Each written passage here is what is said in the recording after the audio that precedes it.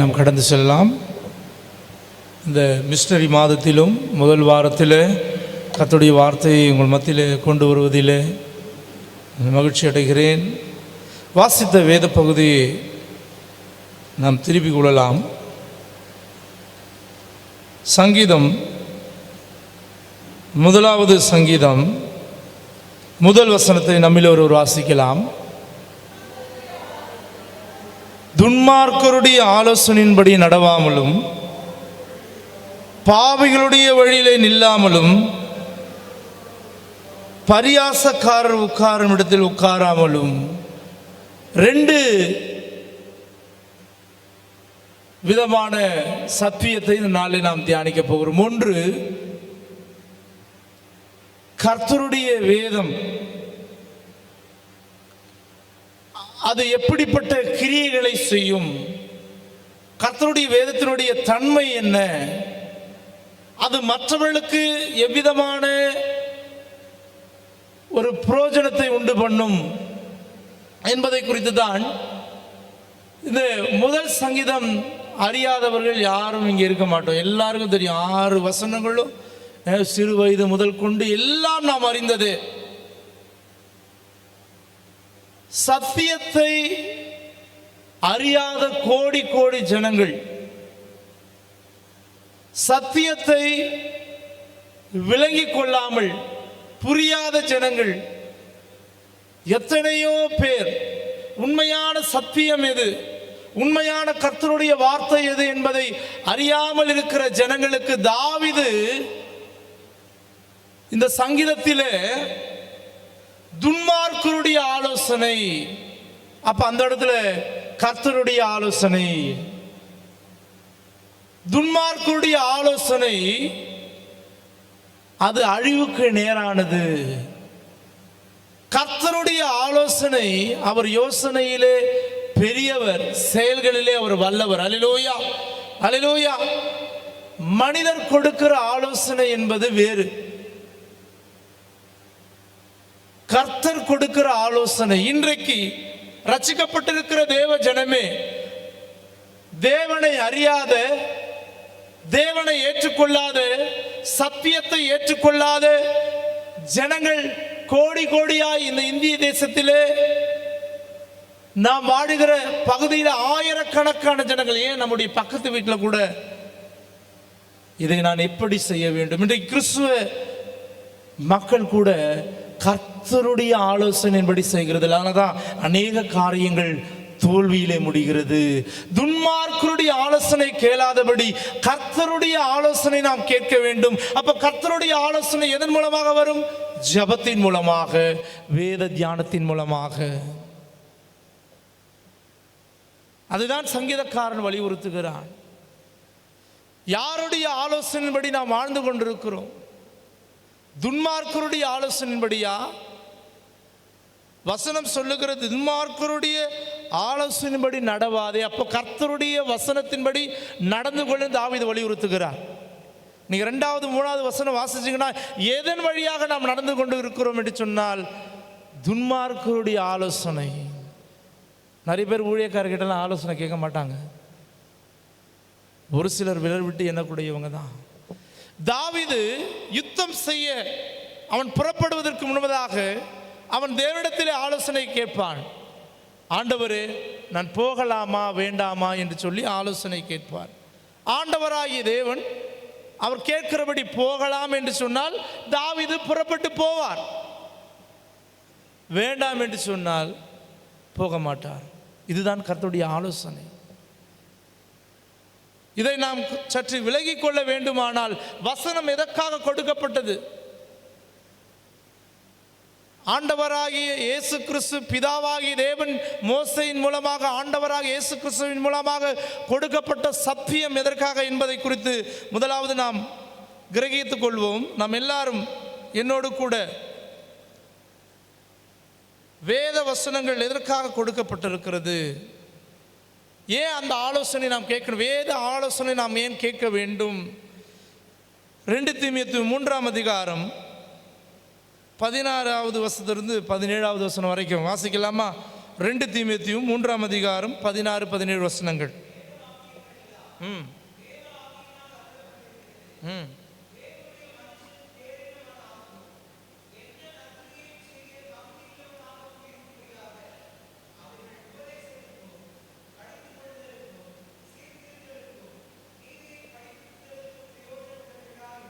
ஹல்லேலூயா. வேதம் சொல்லுகிறது அது பிரயோஜனம் உள்ளதா இருக்கிறது. ஹல்லேலூயா. மனுஷனுடைய ஆலோசனைகள் அப்பிரயோஜனமாயிருக்கும்.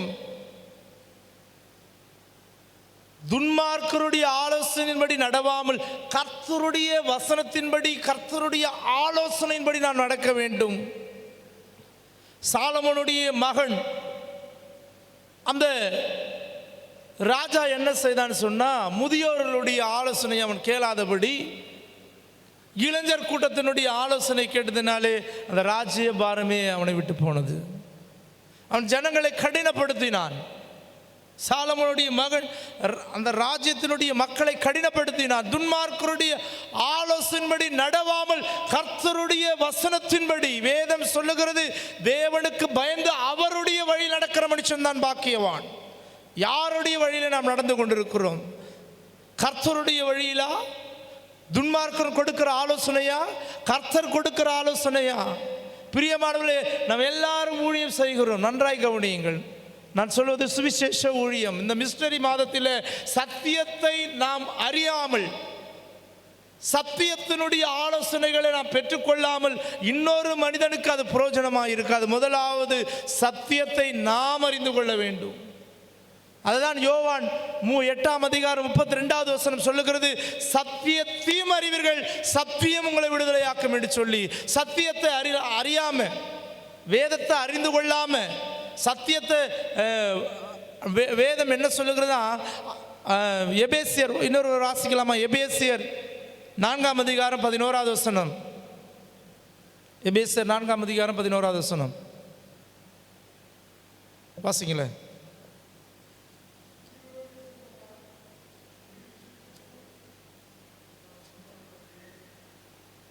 மேலும் நாம் அனைவரும் தேவனுடைய குமாரனை பற்றும் விசுவாசத்திலும், நன்றாக கவனிங்கள், தேவனை பற்றும் விசுவாசத்திலும் அறிவிலும் ஒருமைப்பட்டவர்களாகி கிறிஸ்துவினுடைய நிறைவான வளர்ச்சியின் அளவுக்கு தக்கதாய் பூரண புருஷராகும்படி. அவரை எப்படி நான் அறிந்து கொள்ள முடியும்? இயேசுவை எப்படி அறிந்து கொள்ள முடியும்? கிறிஸ்துவனுடைய ஆலோசனைகள், தேவனுடைய ஆலோசனைகளை நாம் எப்படி அறிந்து கொள்ள முடியும் என்று சொன்னால், இரவும் பகலும் அவருடைய வேதத்தில் தியானமாய் இருக்கும் பொழுது, கர்த்தருடைய வசனத்தை நான் அறிந்து கொள்ளுகிற போதுதான் மற்றவர்களுக்குள்ள அது கிரியை செய்யும். சத்தியத்தை நான் அறியாமல், வேதம் என்ன சொல்லுகிறது? பாவத்தை மறைக்கிறவன் வாழ்வடைய மாட்டான் வேதம் சொல்லுகிறது. அதை நான் கடைப்பிடிச்சாதான். வேதம் சொல்லுகிற சத்தியத்தை, வேதம் கொடுக்கிற ஆலோசனை இந்த எத்தனை பேர் நாம் கடைபிடிக்கிறோம்? இந்த திருப்பந்தி ஆராதனை வந்திருக்கிறீங்க.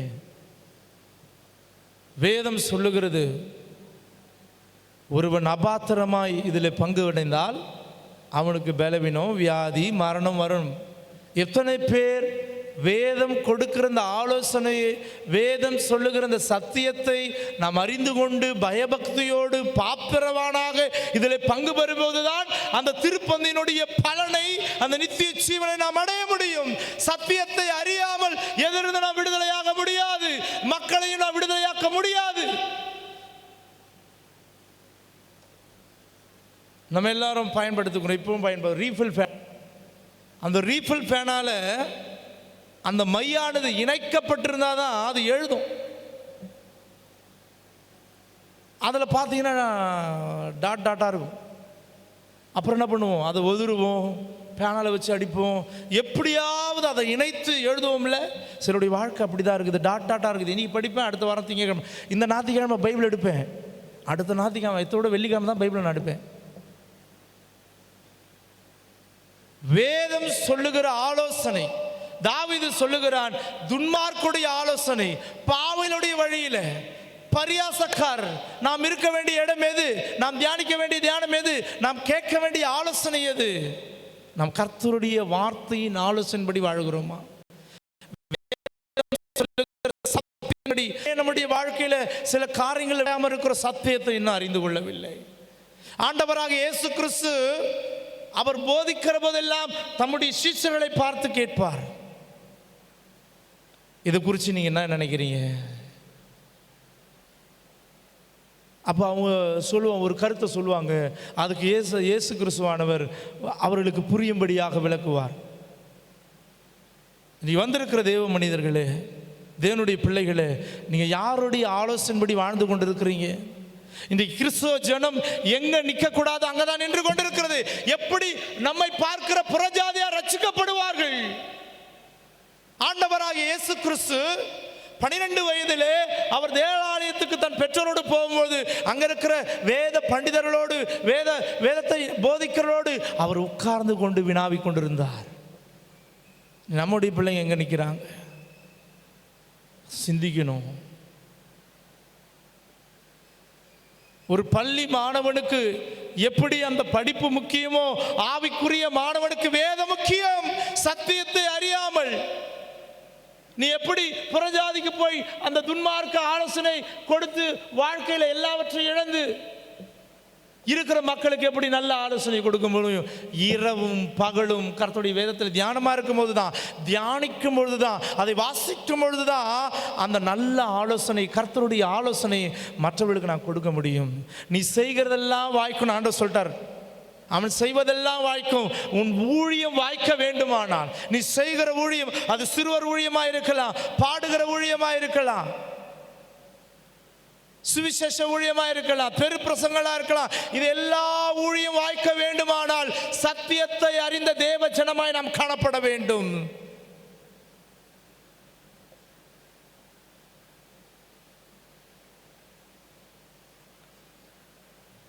நீ சத்தியத்தை அறிந்தவர்களாய், முதலாவது நான் கற்றறிந்திருக்கிறேனா, இயேசு உன்னை நேசிக்கிறான்னு சொல்றோம், இயேசு உன்னை விடுதலையாக்குவார்னு சொல்றோம். முதலாவது நாம் நமக்கு ஊழியம் செய்ய வேண்டும். மறந்துடாதீங்க, முதலாவது நாம் நமக்கு ஊழியம் செய்ய வேண்டும். அம்மா உங்க பிரச்சனை தீர்ந்து ஜெபம் பண்ணுங்கன்னா, ஜெபம் பண்ணுன்னு சொல்றேன், நான் முதலாவது ஜெபிக்க வேண்டும். அம்மா அந்த தாளை வாங்கி படிங்க சொன்னா முதலாவது நான் படிக்க வேண்டும். அப்பதான் மற்றவங்களுக்கு கொடுக்க முடியும். தாவீது சொல்லுகிறான், துன்மார்க்கருடைய ஆலோசனை கர்த்தருடைய ஆலோசனை. 2வது வசனத்திலே சொல்றார், நீ அங்கெல்லாம் நிற்காத, அங்கெல்லாம் போகாத, அவன் வழியெல்லாம் போகாத. நீ நிற்க வேண்டிய இடம் எது? நீ அமர்ந்து தியானிக்க வேண்டிய இடம் எது? கர்த்தருடைய வார்த்தையே.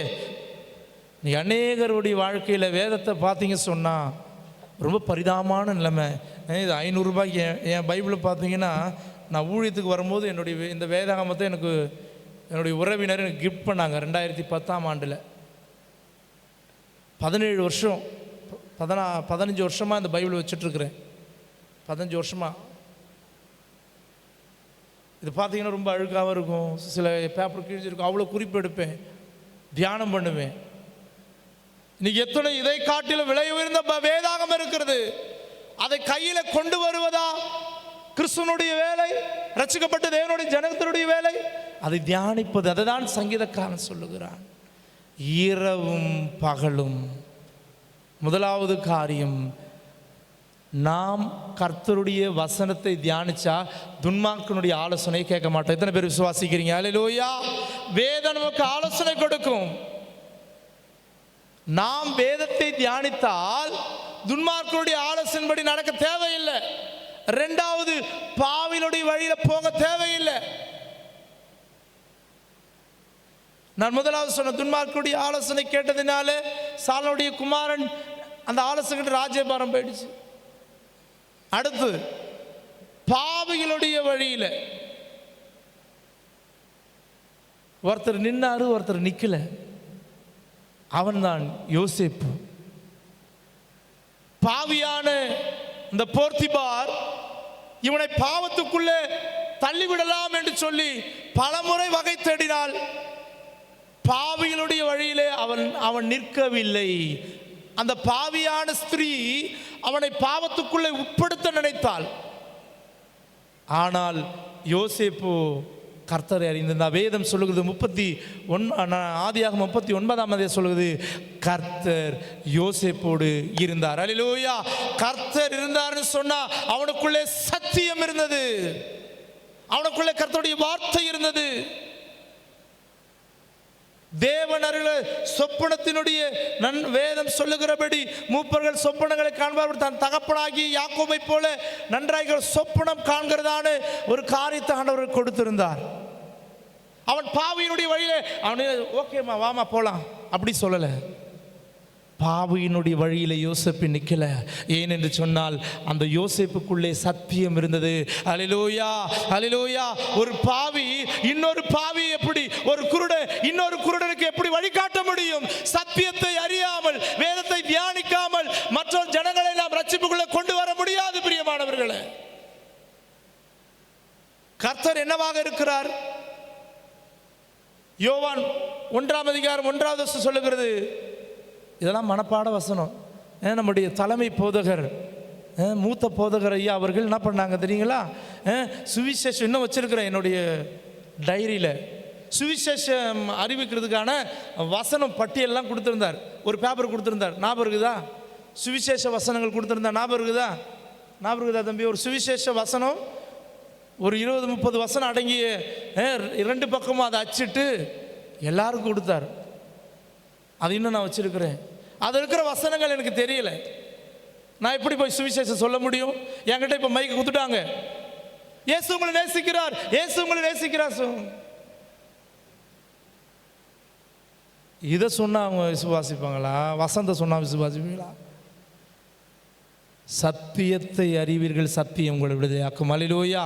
நாம் சத்தியத்தை அறிந்து கொள்ளுகிற போது, இன்னொருக்கு அந்த சத்தியத்தை சொல்லுகிற போது, அந்த சத்தியம் நிச்சயமாக அவர்களை விடுதலையாக்கும். சத்தியத்தை நாம் அறிந்து கொள்ள வேண்டும். பிரியமானவர்களே, வேத வாக்கியங்கள் எல்லாம் தேவ ஆவியினால் அருளப்பட்டிருக்கிறது. தேவ மனிதன் தேறினவனாக எந்த நற்கிரியை செய்ய தகுதி உள்ளவனாக.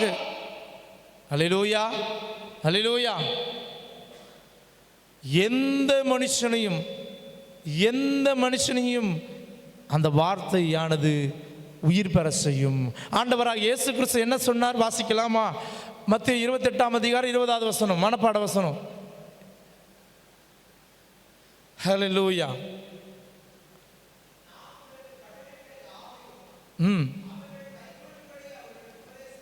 உபதேசம் பண்ணுங்கள்,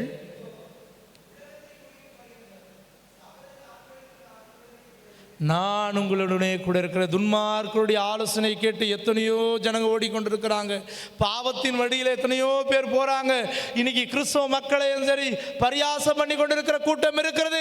அதெல்லாம் ரட்சிக்கப்பட வேண்டுமானால், நீ செய்கிற ஊழியம், நீ செய்கிற எல்லா காரியங்கள் வாய்க்க வேண்டுமானால் இரவும் பகலும் அவருடைய வேதத்தில் தியானமாக இருக்க வேண்டும். சும்மா கொடுத்துட மாட்டார். நம்முடைய கிரியை என்ன? ஆவிக்குரிய கிரியை என்ன? ஒரு மாணவன் எக்ஸாம் வரும்போது எப்படி நமக்கு கூட ஐயா அறிவிப்பு கொடுத்தார். வருகிற 20ஆம் தேதி பெரியவர்களுக்கும் வாலிபர்களுக்கான எழுத்து தேர்வு வேத வினா போட்டி நடைபெறும்னு சொல்லி டேட்டு கொடுத்துருக்கிறார். இப்போ போய் வேதத்தை புரட்டாம ஒவ்வொரு வாலிபர் கூட்டத்திலேயே, இங்கே வந்திருக்கிற வாலிபர்களுக்கு நான் சொல்கிறேன், வாலிபர் கூட்டத்திலேயே அந்த பாட்டு தாண்டி கீழே என்ன பண்ணியிருக்கிறாங்க, அடுத்த ஆண்டுக்கான அப்பவே ஸ்டார்ட் பண்ணிடணும். அல்லேலூயா. உலக படிப்பு போல கர்த்தருடைய வேதத்தை நாம் தியானிக்க கூடாது. எப்பனா எடுத்து படிச்சுக்கலாம். வீட்டில் தானே, நம்ம கையில் தானே இருக்குது பைபிள், எப்பனா படிச்சுக்கலாம். அப்போ எப்பனா தான் ஆசீர்வாதம் வரும், அடிக்கடி ஆசீர்வாதம் வராது. இரவும் பகலும் தியானம் பண்ணுகிற மனுஷன் பாக்கியவான், அவன் செய்கிற காரியம் வாய்க்கும். ஹல்லேலூயா, ஹல்லேலூயா, ஹல்லேலூயா. சங்கீதக்காரர் அதை தான் வலியுறுத்துகிறார். நீ துன்மார்க்கருடைய ஆலோசனைப்படி நடவாத, கர்த்தருடைய வேதத்தில் தியானமாயிரு. இப்போ சத்தியத்தை நாம் அறியாமல் தியானிக்காமல் நாம் செய்கிற ஊழியம் எப்படி வாய்க்கும்? இன்னும் 5 நிமிஷத்துலேருந்து 10 நிமிஷம் தான் நான் பேச போகிறேன். இன்றைக்கி ஒரு உணர்வு அடையுமா? இரவும் பகலும் எத்தனை வேலை சாப்பிட்றோம்? எத்தனை வேலை சாப்பிட்றோம்? பரவாயில்ல, நீங்களாம் ரொம்ப நல்லவங்க. சாப்பிட்றது கூட தெரியாமல் உட்காந்துருக்குறீங்க. எத்தனை வேலை சாப்பிட்றோன்னு. ஒரு மனிதன் 3 வேளை சாப்பிட்றான். ஒரு மனிதன் 3 வேளை. ஆனால் எத்தனை வேலை ஜெபம் பண்ணுறோம்? எத்தனை முறை பைபிளை படிக்கிறோம்? வேலைக்கு போகிறவங்க கஷ்டம் தான், லஞ்ச் டைமில் கூட பைபிள் வச்சுன்னு படிக்கலாம், ஃபோன்லேயும் பைபிள் வச்சுன்னு படிக்கலாம். அப்போல்லாம் பார்த்தீங்கன்னா, நான் சொல்கிறது ஒரு 10 வருஷம் கடந்து போங்களேன் முன்னாடி, அப்போல்லாம் அந்த குங்குமம் தினகரன் இதெல்லாம் வச்சு பேக்கில் வச்சுக்கின்னு அந்த தொடர் கதையை படிச்சுன்னு எடுப்பாங்க. இன்றைக்கு இருக்கிற தேவ ஜனமே, நான் உங்களுக்கு கட்டளையிட்ட யாவையும் அவர்கள் கை கொள்ளும்படி அவர்களுக்கு உபதேசம் பண்ணுங்கள் சொன்னா, அந்த உபதேசத்தை முதலாவது நான் கேட்கணும். அந்த உபதேசத்தினால நான் சுகம் பெறணும், விடுதலை அடையணும். அப்பதான் மற்றவங்களை விடுதலை அடைய முடியும். சரி, என் ஜபத்தால ஆண்டவர் கேட்கிறாரா? நான் என்னையே டெஸ்ட் பண்ணிப்பேன். முதலாவது எனக்கு நான் ஜெபம் பண்ணுவேன். ரெண்டாவது மற்றவர்களுக்கு ஜெபம் பண்ணும்போது என் ஜெபம் கேட்கப்படுது, அங்கே ரிசல்ட் வரும். ஹல்லேலூயா, ஹல்லேலூயா. அப்போ நான் சொல்லுகிற சத்தியம் இங்கே வந்திருக்கிற ஜனங்களுக்குள்ளே கிரியை செய்கிறதா? பேதுரு அப்போஸ்தலர் நடவடிக்கைகள் 2ஆம் அதிகாரத்தில் பேதுரு எழும்பி நின்று பிரசங்கம் பண்ணுகிறார். கேட்டவர்கள் எல்லாரும் இருதயத்தெல்லாம் பண்ணாங்க, குத்தப்பட்டார்கள். முகமதியர்கள், இஸ்லாமிய சகோதரர்கள் 5 முறை தொழுகை செய்கிறார்கள். எங்கள் வீட்டு பக்கத்தில் ஒரு பாயம்மா இருக்கிறாங்க. அவங்கள பார்க்கும்போது எனக்கே ஆச்சரியமாக இருக்கும். காலையில் அவங்க நேரம் கிடைக்கும் போதெல்லாம் அந்த குரானை வாசிக்கிறாங்க. உண்மையுள்ள தெய்வம் யார் என்பதை அறிந்து கொண்டு, உண்மையுள்ள சத்தியம் எது என்று எனக்கு நன்றாக தெரியும்.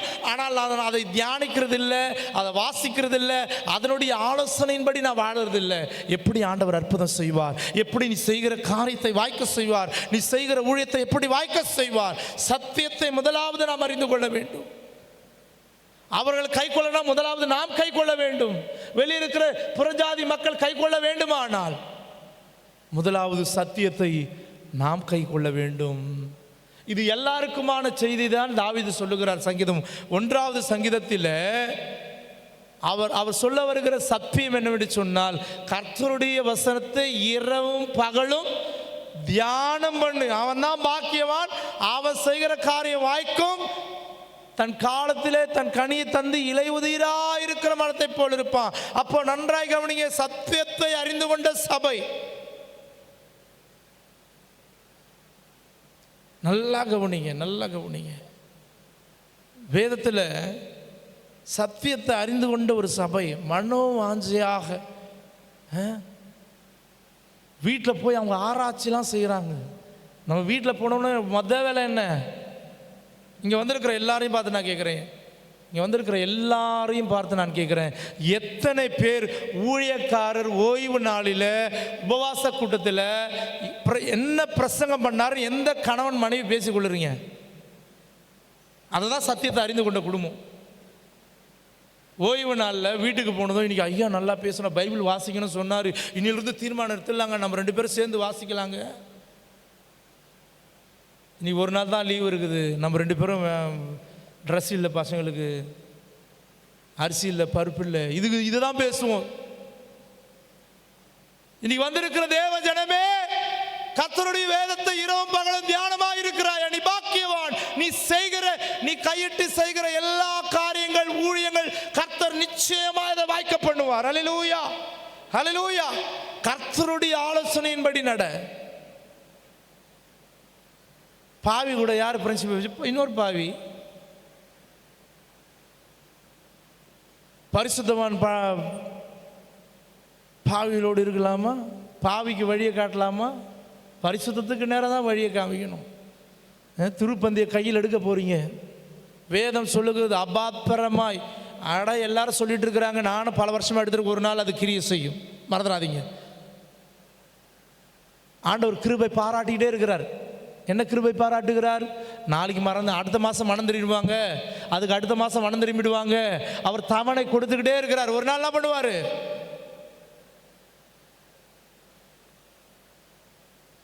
அந்த ஆத்மா செத்து போயிடும், சரீரமும் செத்து போயிடும் ஒரு நாளில்.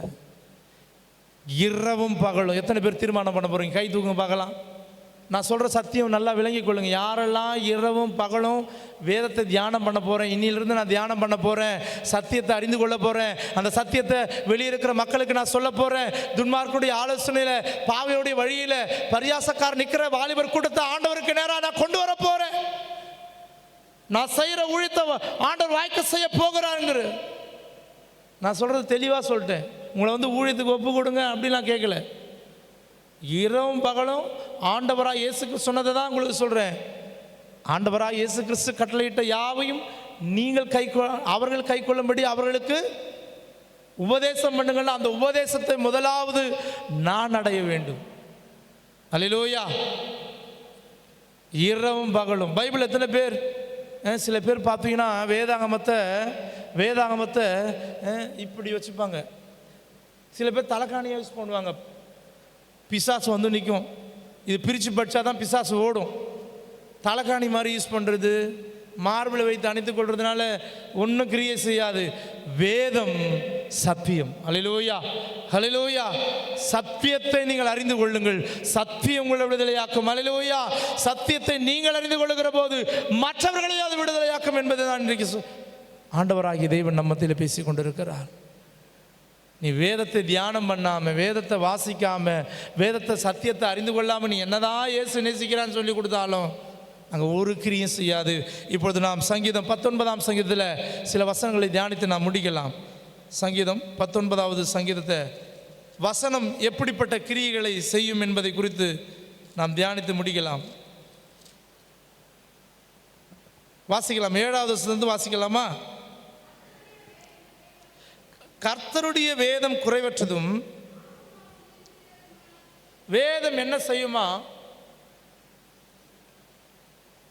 தேவனுக்கு அன்பானவர்களே, வேதத்தை நல்ல கவனிங்க, குறைவற்ற வேதத்தை நாம் தியானிக்கும் பொழுது, வாசிக்கும் பொழுது அது எப்படிப்பட்ட கிரியை செய்யும் என்று சொன்னால் அது ஆத்துமாவையே உயிர்ப்பிக்கும். ஹல்லேலூயா, ஹல்லேலூயா.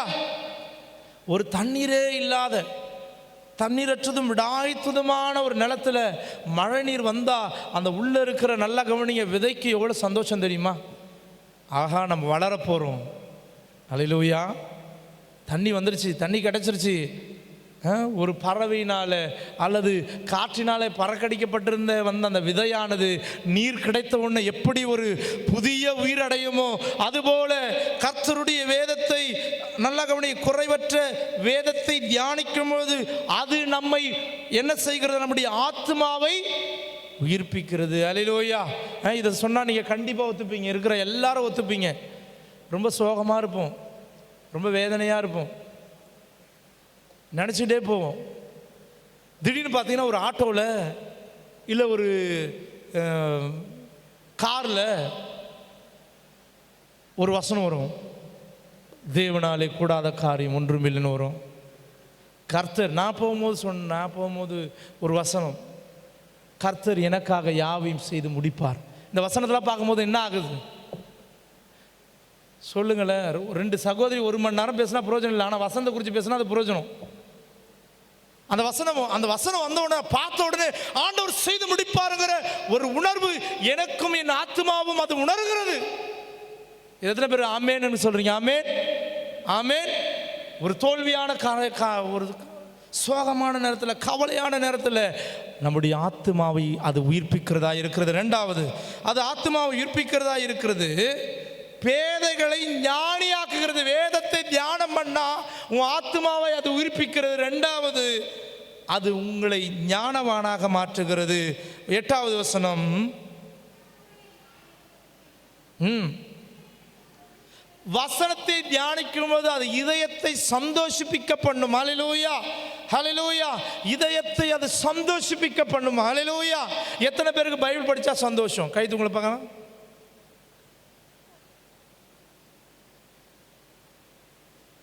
படிக்கிறது இல்லை. அப்போ இனி முதல் கொண்டாவது இரவும் பகலும் தியானம்.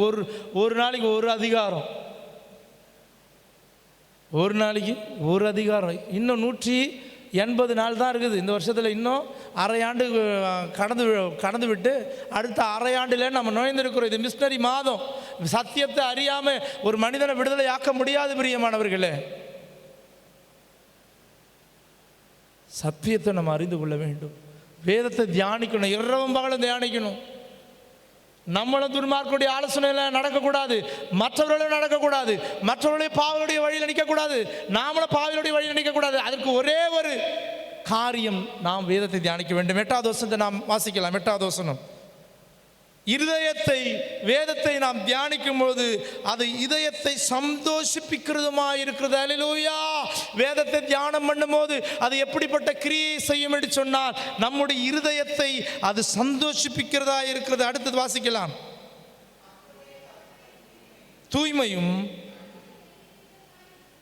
எத்தனை இன்னைக்கு யாரெல்லாம் பைபிளை படிக்கணும்னு நினைக்கிறீங்களோ, நல்லா கவனிக்க, தீர்மானம் பண்ணணும்னு நினைக்கிறீங்களோ, அவங்க கண் பார்வை வைக்கிற பிரச்சனை. நீங்கள் ஆண்டவருடைய நாமத்தினால நான் தீர்க்க தரிசனமாக சொல்கிறேன், யாரெல்லாம் வேதத்தை வாசிக்கணும்னு நினைக்கிறீங்களோ உங்களுக்கு கண்களை கர்த்தர் தெளிவாக்குவார். அல்லேலூயா, அல்லேலூயா. டிவி பார்க்குற, செல்போன் மூடி பார்க்குற கண்ணெல்லாம் இன்னும் 60%, 50% அப்படியே ஏறிக்கிட்டே போவோம், குறைபாடு. ஆனால் வேதத்தை, கர்த்தருடைய வார்த்தை தூய்மையும் கண்களை அது என்ன பண்ணுகிறதா? அது எப்படிப்பட்ட கிரியை? பைபிள் வாசிச்சா என்ன கிரியை செய்து பாருங்க. எனக்கு சுகத்தை கொடுங்க ஆண்டவரே, பலத்தை கொடுங்க ஆண்டவரே, ஆண்டவரே எனக்கு வல்லமை கொடு. வேதத்தை வாசிங்க, சுகம் வந்துடும்.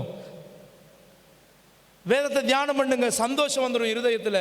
வேதத்தை தியானம் பண்ணுங்க, உங்க ஆத்மா உயிர்ப்பிக்கப்படும். வேதத்தை தியானிக்காம, வேதத்தை வாசிக்காம இன்னும் நம்முடைய திருச்சபை 40 ஆண்டுகளை நாம் நிறைவு செய்து விட்டோம். இன்னும் சத்தியத்தை நம்ம அறியாமல் இருக்கக்கூடாது. அல்லேலூயா, அல்லேலூயா. வேதம் சொல்லுகிறது கண்களை தெளிவிக்கிறதுமா இருக்கிறது. அடுத்து வாசிக்கலாம். அவைகள் 10வது வசனம்,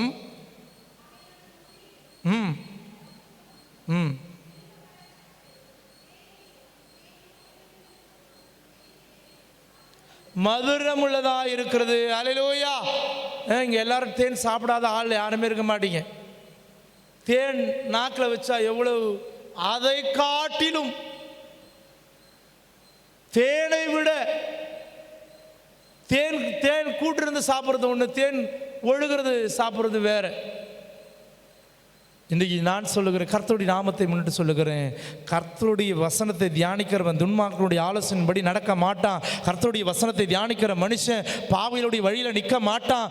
வசனத்தை தியானிக்கிற மனுஷன் பரியாசக்காரர் உட்கார இடத்துல, பரியாசம் பண்ற சகோதர இடத்துல, பரியாசம் பண்ற சகோதர கூடத்துல அவன் இருக்க மாட்டான். நோவாவை எத்தனையோ பேர் பரியாசம் பண்ணினாங்க, ஆனா அவன் அதை பத்திலாம் கவலைப்படல. யோசுவா அங்க சொல்லப்படுகிறது, நோவா தன் காலத்தில் இருந்தவங்க எல்லாரிலும் அவன் நீதிமானா இருந்தான்னு சொன்னா அவனுக்குள்ள கர்த்தருடைய வார்த்தை இருந்தது. ஆண்டவர் சொன்ன வார்த்தையை அவன் நிறைவேற்றினான். அவன் குடும்பமே காக்கப்பட்டுச்சு. அவன் செய்த எல்லாவற்றையும் ஆண்டவர் ஆசீர்வதித்தார். வேதம் சொல்லுகிறது கர்த்தர் சொன்னபடி நோவா நிறைவேற்றினான். அல்லேலூயா. இன்னைக்கு யாரெல்லாம் நல்லா கவனிய, கீழ்ப்படிதல், ஆசீர்வாதம் எல்லாம் நல்லா கவனி. ஒரே ஒரு காரியத்தில் தான் அடங்கி இருக்குது, அது கர்த்தருடைய வார்த்தையே. அல்லேலூயா.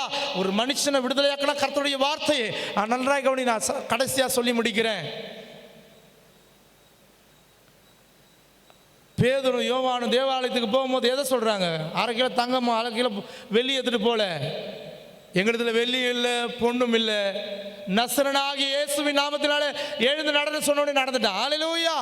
ஆகையினால் இன்னைக்கு வந்திருக்கிற தேவ ஜனமே, கர்த்தருடைய வேதத்தை நம்ம தியானம் பண்ணணும். இரவும் பகலும், இரவும் பகலும் செல்போனை பார்க்குறவங்க இனி முதல் கொண்டு இரவும் பகலும் வேதத்தை தியானமாய் இருக்கிற மனுஷன் பாக்கியவான். அவன் செய்வதெல்லாம் வாய்க்கும். அவன் நீர்க்காலின் ஓரமாய் நடப்பட்டு தன் காலத்தில் தன் கனியை தந்து இலையுதராக இருக்கிற மரத்தை போல இருப்பான். அவன் செய்வதெல்லாம் வாய்க்கும். துன்மார்க்கர் அப்படி இல்லாதபடி பறக்கடிக்கிற பதரை போல் இருப்பான். நீதிமான்கள் தேவனுடைய சமூகத்தில் நிலைத்திருப்பார்கள். துன்மார்க்கர் அப்படி இல்லை. துன்மார்க்கருடைய கர்த்தர் நீதிமானுடைய வழியை அறிந்திருக்கிற. யார் நீதிமான்? வேதத்தை தியானிக்கிறவன் தான் நீதிமான். கர்த்தர் தாமே இந்த வசனங்களை ஆசீர்வதிப்பாராக. நம்ம எல்லாரும் திருப்பதி